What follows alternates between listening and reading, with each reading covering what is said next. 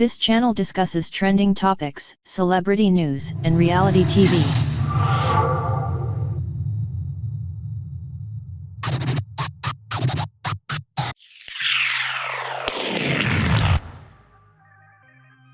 All right, it's about that time. We are going to sip some sensibility.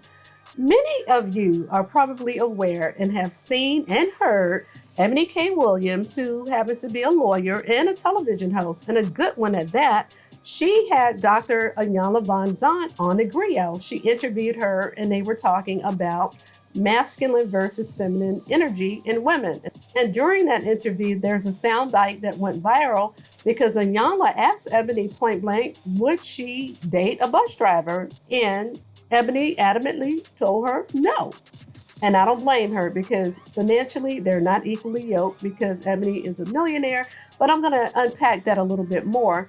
And unfortunately, when it comes to headlines and sound bites, it does not provide enough context in terms of what they were talking about to lead to that particular conversation in that excerpt. So I am going to watch the video in its entirety and I am going to give my reaction.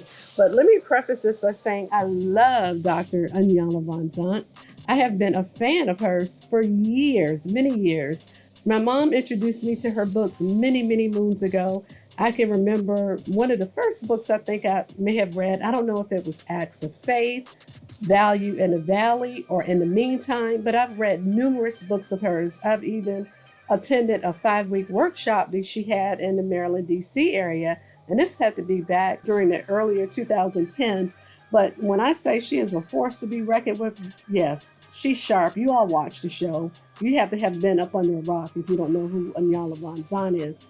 But some of the things I agree with, and I do kind of differ with some things. So we're going to talk about hypergamy, and I'm going to give my opinions. But let's get into it. We're going to break this thing down like a fraction. Let's do it. Iyanla Van Zant, we are so blessed to have you here with us today on The Griot. I want to start, dear, with something that we share, which is that we are both attorneys by trade. You are a lawyer, you have a legal background. And as women in the law, Iyanla, do you believe that lens, that legal lens, informs our perspective and the way we show up in the world as women? Oh, absolutely. And that's why I got out. Yeah, very masculine, very intellectual, almost stripped and robbed of humanity. It really shows the dichotomy between the letter of the law and the spirit of the law. For me, it just didn't feed my soul. And so I had to get out. I feel that, and I do feel that I might have heard on a date or two, Iyanla, that we are not in a courtroom, Eboni. You can put the gavel down, and I do feel it can spill over into the way I show up in my womanhood, which is really the center of this conversation today, Iyanla. We want to discuss masculine energy, feminine energy. I do want to start with kind of a news framing, which is that women's rights across the country, especially Black women's rights, they're under attack. Lots of laws are banning abortions. They are regulating what we can and cannot do with our bodies. What do you think happens for Black women when this type of siege is at play and we don't feel we have anyone to protect us? Unfortunately, in the Black community, there are a plethora of single-family households. And I'm just going to go ahead and address the elephant in the room, and that's by and large because a large amount of Black men aren't stepping up to the plate when it comes to being responsible for their children, marrying the woman that they impregnated. Is almost like a wham, bam, thank you, ma'am. I'm just going to put it out there. Now, do I know plenty of people who are successfully married and men who have stepped up to the plate, raising their kids and perhaps stepkids or bonus children, if you will? Absolutely. But, those numbers are few and far between. But let's continue. Right. Well, the first thing I think we do is we go into anger. We go into anger without a clear ask. Doesn't make sense to be angry unless you got to ask, what is it that you're asking for? People can say anything in the world, but that doesn't mean that they get a right to do it. It doesn't mean that they get a right to affect you. But because so many of us are programmed and conditioned and educated to think like men, we respond like men. And when I mean men, I don't mean two-legged beast. I mean in the masculine energy, and it becomes competitive, it becomes aggressive, it becomes againstness. And that's not who we are as women. It just isn't.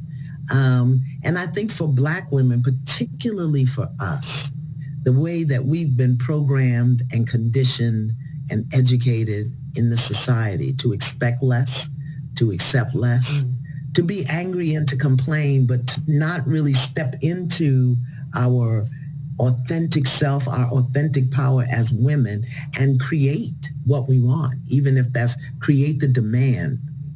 Oh no, not here, not today.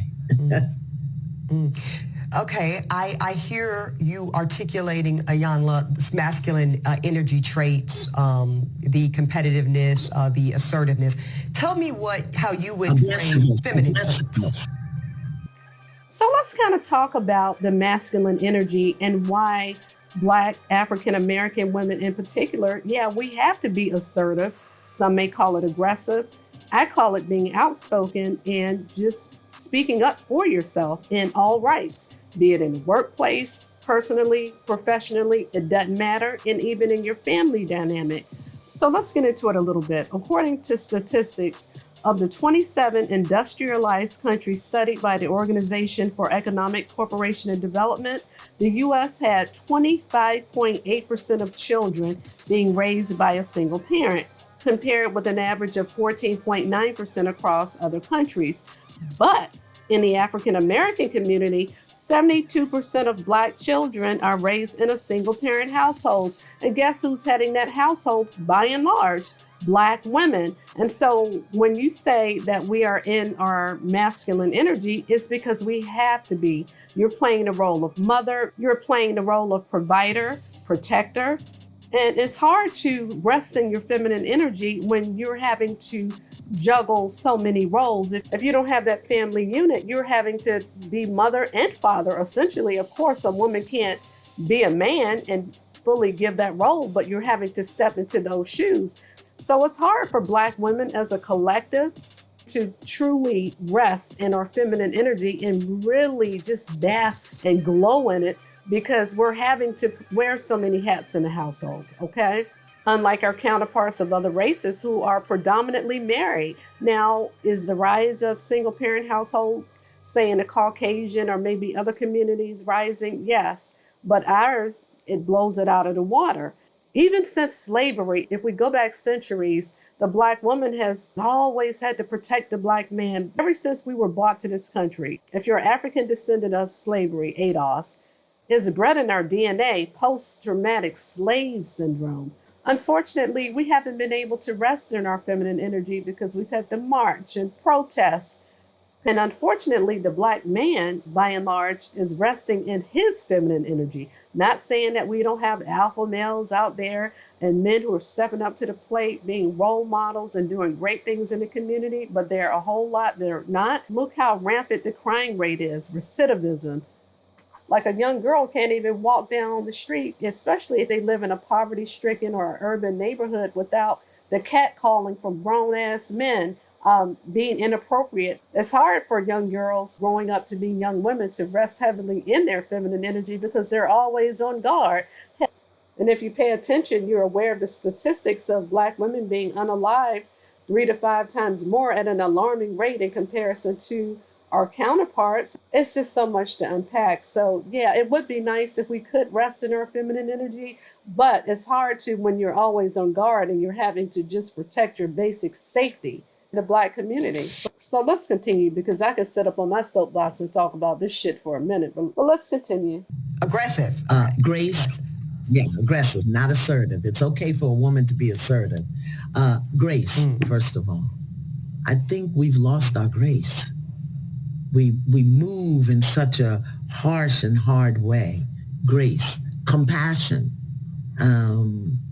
nurturing, nourishing, elegance. How about majesty? How about divinity? How about holiness? This is not a language you hear coming out of most women's mouths, but they'll talk about being a boss, being a diva, being, in charge. And many of us are either not seated in our throne as queens, or we're in the throne and the crown is crooked, meaning we're in the throne and we don't really know how to hold that place without the masculine aggressiveness and demanding and attachment. And it's killing us. It really is. So in a recent interview with our dear friends over at the Breakfast Club that went very viral for very good reason, you said that women are being trained to be men in skirts. I will acknowledge, I will say I was triggered. I was a hit dog, and I hollered to the entire production team to get you here today, because I actually think you're right. I think you're right, Iyanla. I do think that I'll just speak for myself vulnerably. When I think of a masculine posture and what I would expect a man to do in my life, two things come top of mind, and they are provide and they are protect. And when my lived experience, and I think I'm still relatively young, I guess, but I'm 40 in September. So, I've had some relationships. And I've yet to find a man who has shown, this includes even my father, who was absent. I've yet to have a male energy that provided or protected me consistently ever. So I think that I have taken on the reins to protect and provide for myself, because what I'm not going to do, Iyanla, is be without. Baby, it's not happening. Be without what? So that be without protection, and be without the necessities of life. Okay. But I say that with an invitation, Iyanla, check me. Show me the error of my ways. Tell me how I might be missing it, because I might be. Okay.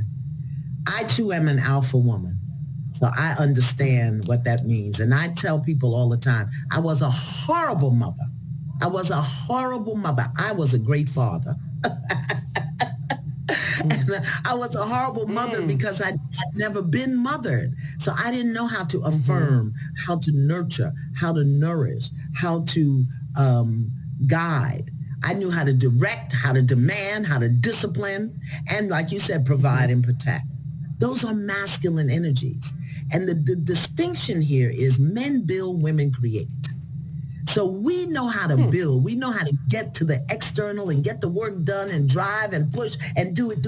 We don't know how to be still, create it, and allow it to come to us. And I learned that when I lost everything. I learned how to create because I had already built and it all crumbled.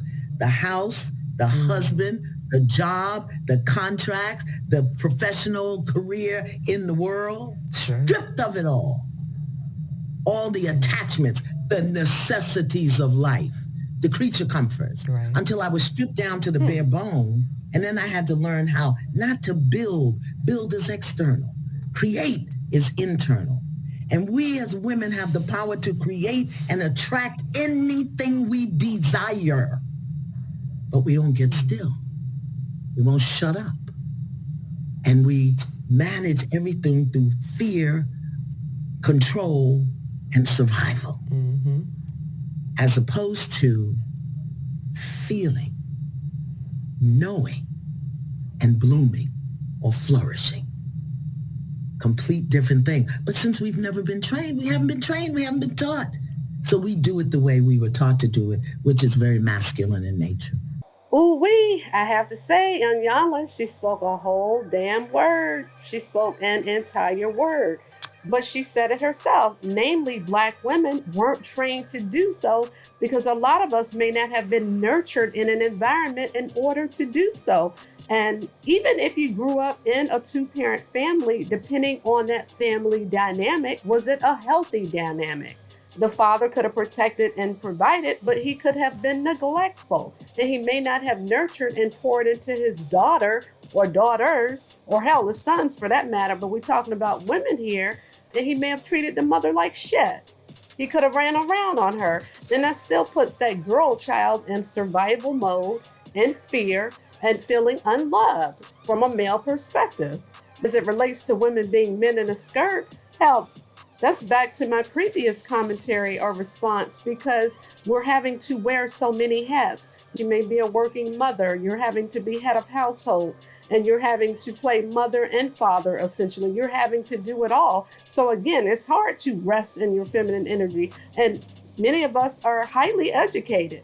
And whether you have a damn street degree, a GED, a MBA, or a damn PhD, it doesn't matter if you're running your household and you don't have that other person helping you out and you have to do it damn all. It's hard to play damn Stepford White and Pollyanna. And especially in today's age, you're raising daughters and especially sons. Yeah, you might have to punch some damn body in the chest. I'm talking shit here. But in all seriousness, it's hard, again, to rest in your feminine energy. And think about role reversal. Think about today's man. We got platforms right here on YouTube, like the Manosphere, to where they just spew hate and vitriol toward Black women each and every damn day, hour on the hour. Black women aren't accountable. Black women aren't responsible. Black woman ain't a 10. She ain't fit. She ain't fine, fit, and friendly. We don't care how many degrees she got. We don't care if she makes 6 figures. She ain't a size 2. She ain't this. She ain't that. And like, you want to say, motherfucker, what are you? Pardon my French, but yeah, motherfucker, what are you? It just grinds my gears just to hear Negroes complain day in and day out on social media platforms, just pointing fingers at women. And we know the deal. Shout out to Cynthia G. We know that Black men, I hate to say it, they're at the bottom rung of the totem pole when it comes to the hierarchy of other men. They don't make laws. They barely own anything.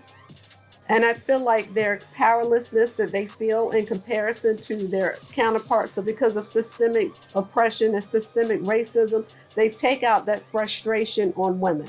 But one thing I really do agree with Iyanla when it comes to manifestation, things are created twice, first internally and it manifests externally. So if you want to draw a thing to you, you have to live it and breathe it, and you have to believe it. You don't always get what you want. You get what you deep down expect. If you expect great things will come to you.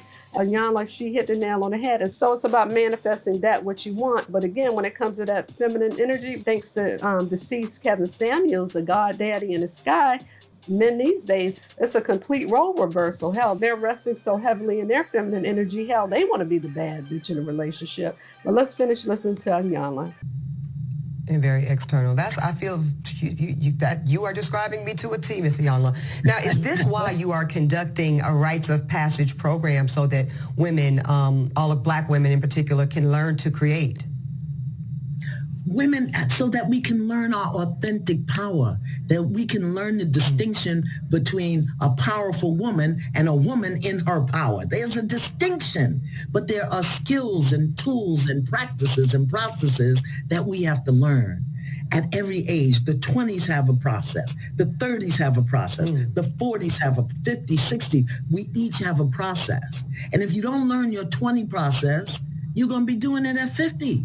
If you don't complete your 30 process, you're going to be doing it at 60. And that means you'll be running on overdrive instead of seated in your power. Yes. And the secrets are there. They come from our culture. They come from our history. But no one has taught us. So me, as a descendant of Africans and Native Americans, I have a very lovely blend and mix. And I just, for a long time, I didn't do it because women in general, They don't want to hear. They think their way is right. And I'm crazy when I say sit down, shut up, and listen, and you can create what you want. They don't want to hear that.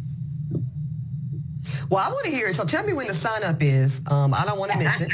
Let me know when you're taking registrations because I am curious. I know that's right, Eboni. Yeah, I had a very lovely single Black mother, and I'm going to get to the statistics on single Black motherhood and family life. But she was, by definition, more of a father figure in terms of providing and protecting. And I think that's very common. So according to the U.S. Census, Iyanla, 23% of households in the country are single-parent households, and we know 80% of them are led by women.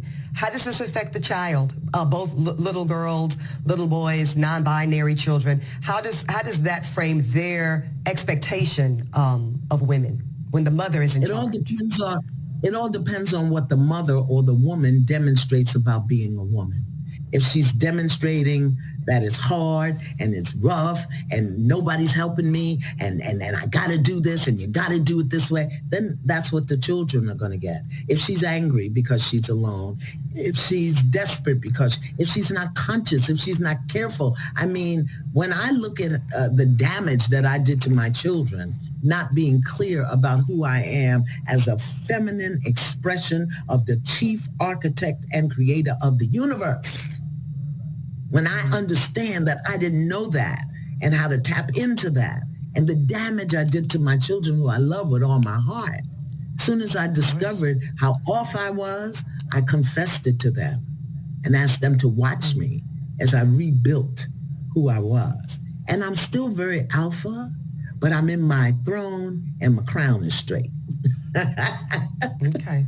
I'm looking forward to straightening my crown, Dr. Iyanla. Let me ask you this. Let's get to the logistics, though. Let's get to the logistics. We know that Black women are earning college degrees faster than anybody else. Many of us are doing like we're doing, Iyanla. We're getting those terminal degrees, those JDs, MD, PhDs. We also are the fastest growing group of entrepreneurs, along with Latina women in America.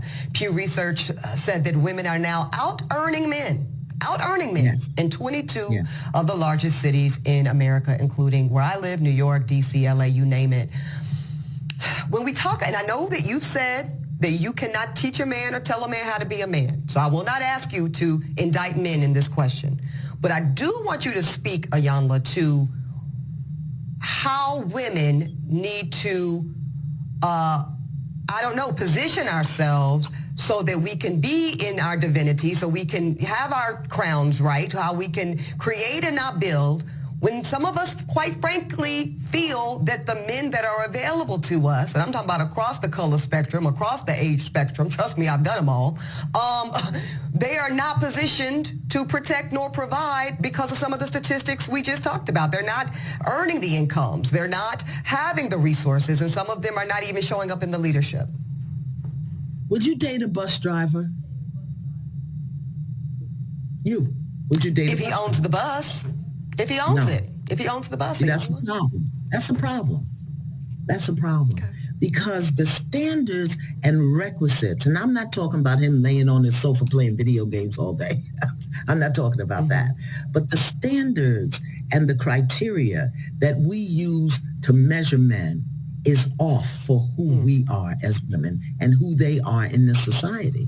I would date a bus driver if he loved driving the bus, if he was a man of integrity, if he was good to his mama, if he treated me well, I would date a bus driver.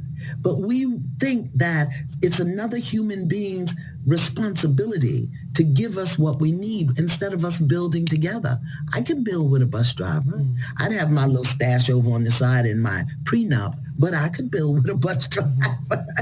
So I think some of the criteria that we look for in the reality of today keeps us unhappy, keeps us angry, keeps us imbalanced. And then when the men show up, we want to beat them up because they're not living up to our standards and criteria. And it's not working, beloved. It's just not working. So it's not that it's bad or wrong. It's obsolete. It's obsolete. We have to come up with a new way of being. I don't believe in carrying a man. A man has to do for himself. My son got his first job when he was 9. Okay? Because you're a black man, you will know how to take care of yourself. But I think the way we measure it, it's just obsolete. Oh boy. I understand what Iyanla is saying. I get her premise and I get the message that she's trying to convey, that you want to judge a person by their integrity. Are they integral? Do they have standards? Do they have a moral compass, right? Are they a good person? That sounds good, but I'm just going to be honest. If you're unequally yoked, especially financially, that can be hard for men because men, a lot of times they're very prideful. They can be egotistical. They may not necessarily be a narcissist, but if you're making 6 figures or well over, and think about some women, who are celebrities who are making money hand over fist, and they date, say, a blue collar man or someone well below their tax bracket, it's going to be issues because the man may not be able to handle it. He may feel insecure. He may feel less than on a level. He may even try to exert his control in other ways because he is not controlling the purse strings, because hell, you don't need him for financial stability. You can do what you want, when you want, or how you want to, right? And if it's a marital union, it can create an imbalance unless that man has a level of humility and he can handle that. And not saying that he's a gold digger or he's trying to use the woman, but if he can actually handle the woman being the breadwinner, if you will, okay? And let's flip it. Let's flip this. Now, if a man is making money hand over fist, think about the black male athlete, the celebrities, the actors. Do you think those motherfuckers settle? No, they don't settle. They want to get the finest thing walking and running, okay? She got to be fit, fine, friendly. She got to be a dime upon a dime piece. No one ever tells a man, oh, well, no, you should just get the girl next door. You know, she'll be a good mother figure to your kids. Honey, they don't care if she can cook a gourmet meal or not. The only thing they're looking for is arm candy. How many times have you seen black women come up on struggle love? They get with the man, help build him up. You hear cases where she paid for the Bama to go to law school or med school or whatever, or help him get on his feet. It may not be educationally, or maybe give him some money to invest in a barbershop. Shit, he get it together. What you think he gonna do? Honey, he like, I don't need you no more. He'll trade your ass in for a heartbeat, okay?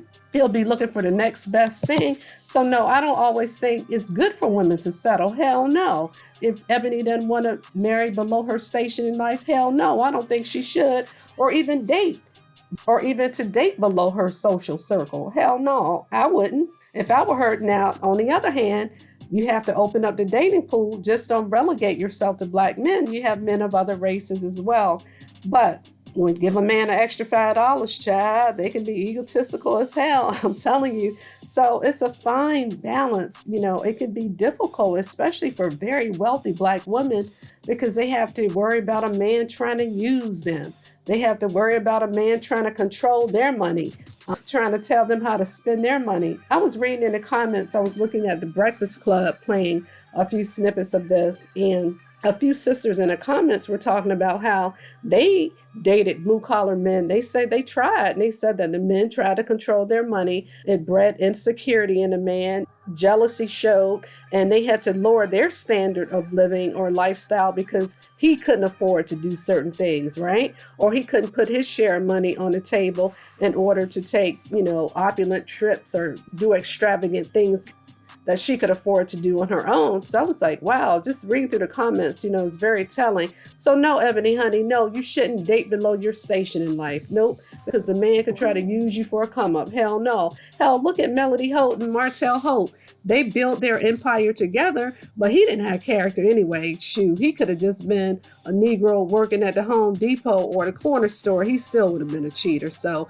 money reveals character. Like, say, if you're of a certain character and you come into money, or you just really elevate in life, whatever your character traits are, will magnify times 10. So with that, Iyanla, the only part I do agree with is that the man should have integrity. Now, who knows? You can marry a blue-collar man or someone that makes considerably less than you if he is a strong person, and if it doesn't breed jealousy, and if it doesn't breed contempt, and if he can handle it. You know, you just never know. I'm so tired of people telling black women they need to settle, and I believe in hypergamy. I think a woman should marry up. You know, I don't care what your race is. Hell yeah, marry up. Absolutely. Okay. I think that's a factual analysis. For whatever we want, expect, we're told we were going to get, we got to look at the numbers and what's available on the marketplace. So you're certainly not wrong in the analysis. And Iyanla, let's tell the truth and shame the devil. We know what you got in that prenup would never be little. It'll never be small. Child, that's a big old mound of assets. But that's okay. Let's spend a little more time just so we're really clear in this conversation, Dr. Van Zandt, difference between masculine energy and feminine energy, because I know that is not necessarily gender assigned, right? This is bigger than that. This is bigger than genitalia, right? Right. Absolutely. When we talk about man is mind, woman is heart. And so many of us have guarded, broken, closeted hearts that we do everything from here.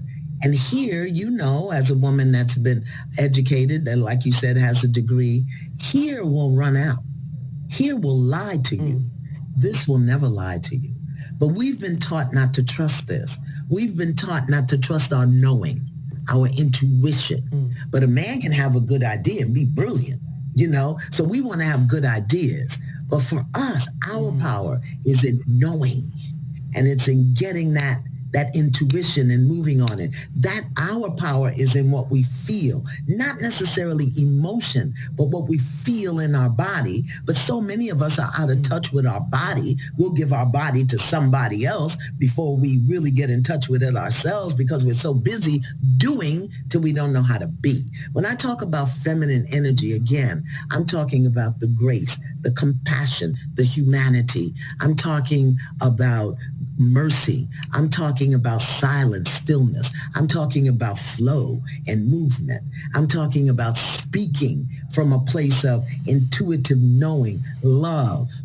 I'm not, and that's not the masculine way. The masculine way is justice, structure, power, it's control. That's masculine. Feminine is dominion, not control. But most of us, many of us, I'm in recovery, are control freaks. So it's a whole nother way, a whole nother vibe. She raises her hand. There's a whole nother vibe that we can tap into, that we have to tap into because the world is dying. This society, this system is coming down. And if we don't step into our power as women, we're going down with it. With the fall of the materialism and the collapse of the systems and the structures. How many women do you know with degrees could live outside and survive for 3 days on the earth? How many do you know? I know I can. I know what to eat. I know where to find water. I'm not saying we got to go back to the rustic times of the wild, wild west, but I'm saying being in contact and in touch with the earth in a way that empowers us. Yeah. Take the pants off. Take the pants off. Let your hoo-ha get some air. A new definition to breathe again, huh, Iyanla? Listen, it's funny you say that. I only can survive the wilderness, and I know for sure, and I actually was able to do it for about 12 days because I was on a CBS reality show called Beyond the Edge that challenged me, though. It challenged me to do those things in a way I'd never done before. Before you leave us, I need to ask you about how what you're saying for women to sit in their knowing, be quiet for a minute, shut up and tune into our bodies, tune into our innate knowing, as I hear you say, but how that works alongside feminism. Because you've said you're not knocking feminism. You're not saying women cannot be police officers, firefighters, play football, or anything else. But you are saying that this hustle culture has given women a need to feel like we must be in competition with men. Is that feminism for me? Feminism for me is a political or a social construct.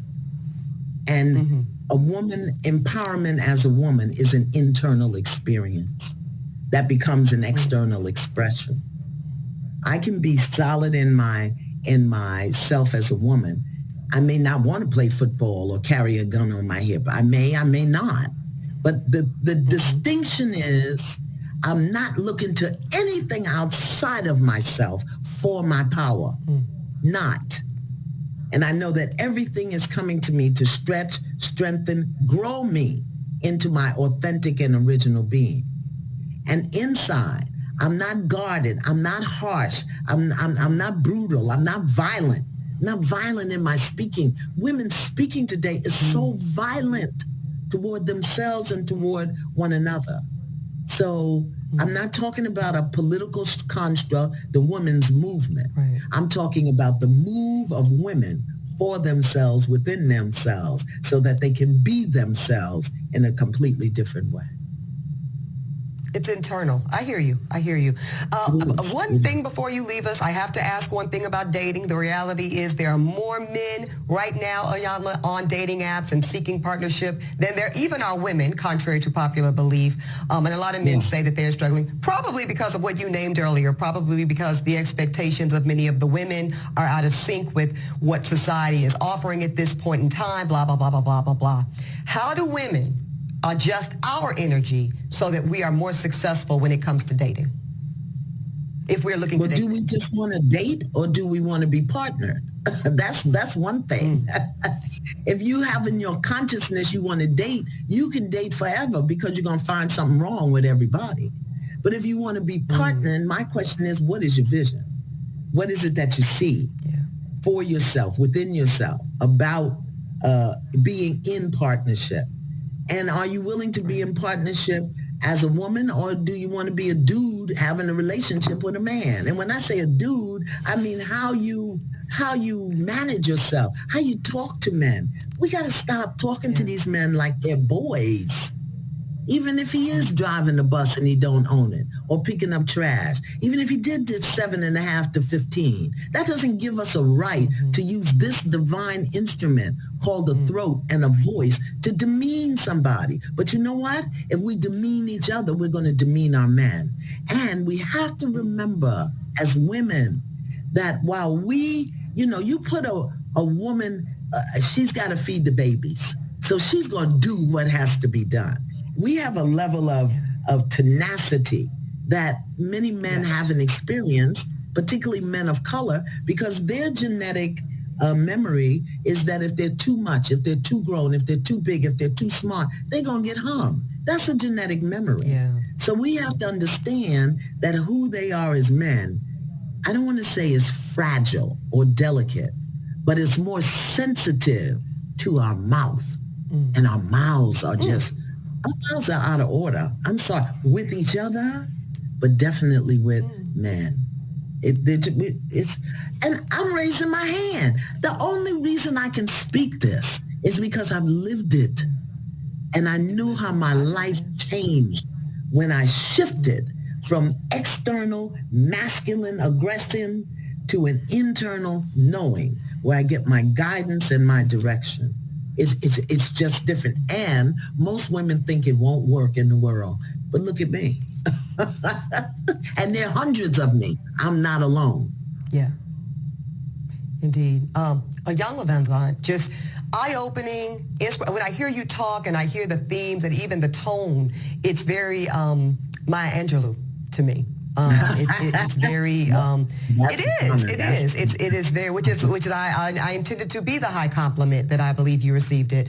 And none of us are beyond growing and learning. So I deeply appreciate the exchange and the wisdom. Final words to leave us with today. My sister women, my sister women, my sister women.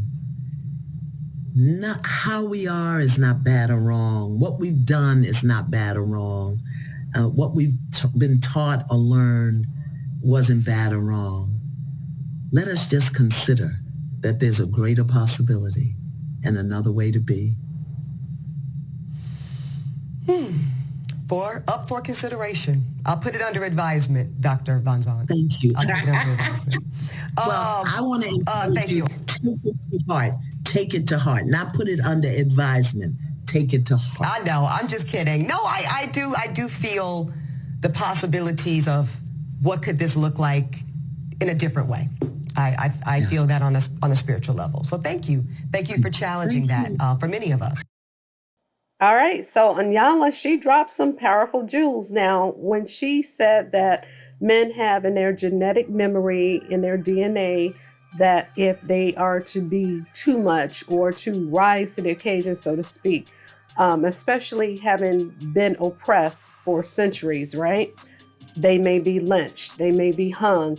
They may have their land stolen. All of that stuff. You have to really understand post-traumatic slave syndrome. And you have to check out this book by Joy DeGruy. I think that's her name. And it really gets into that.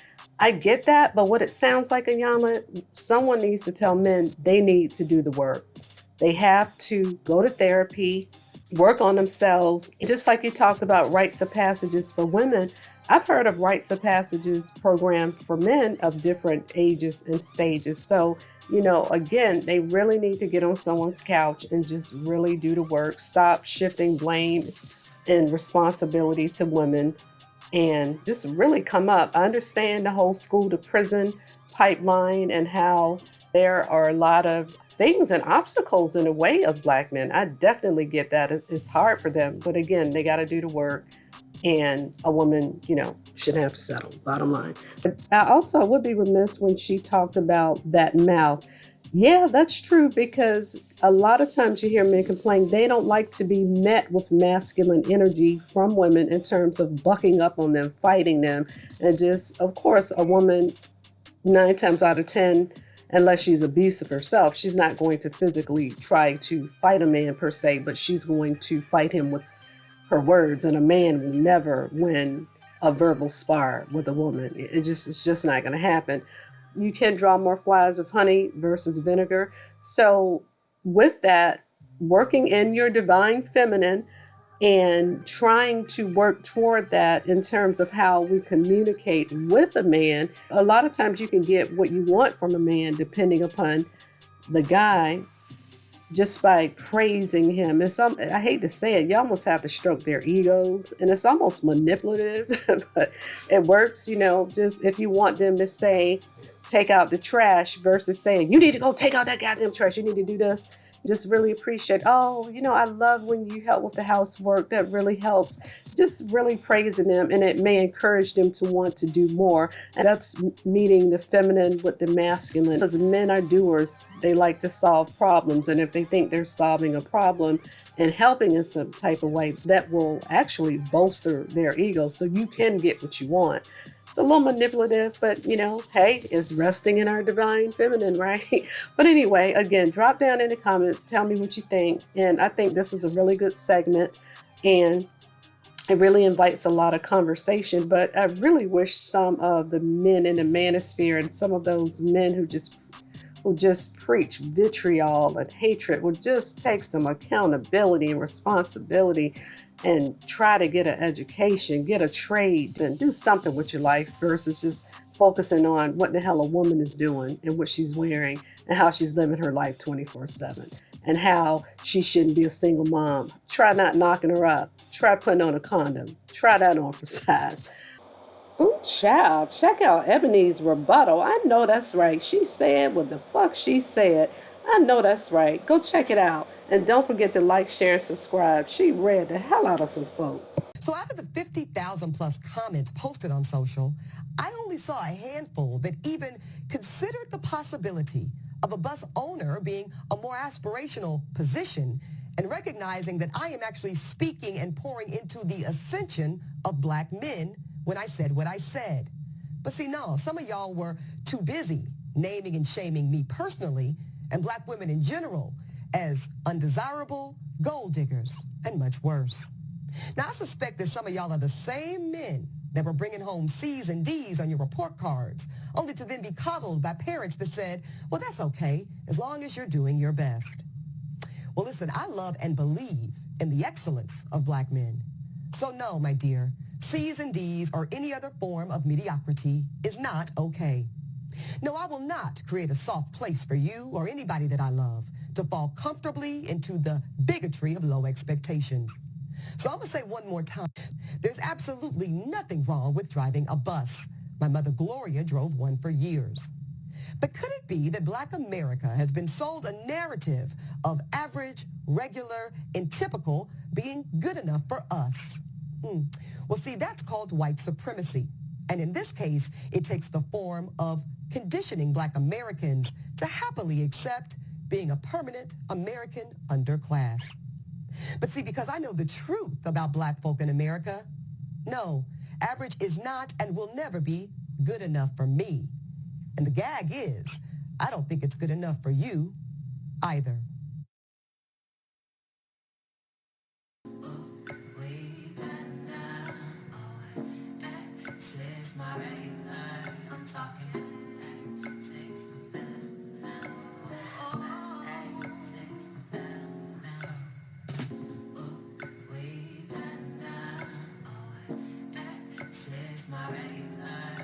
talking.